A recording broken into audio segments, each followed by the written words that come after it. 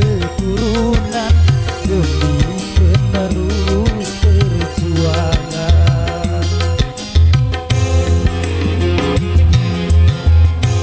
Begitulah Tuhan meletakkan nilai cinta dalam kesucian.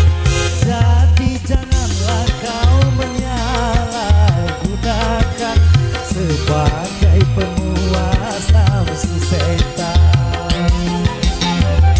Dan juga janganlah cinta kau jadikan alat pembuat kerusakan.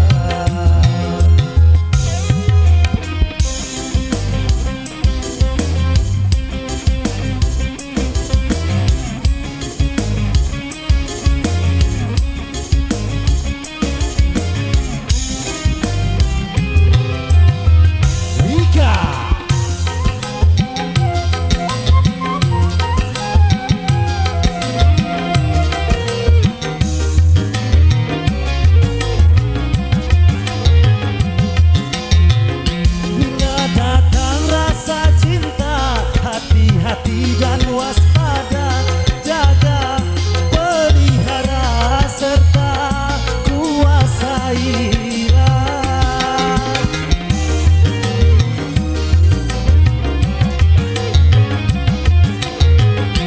Hingga sampai waktunya halal bagimu berdua, bila hidup cinta tiba di titik nikah.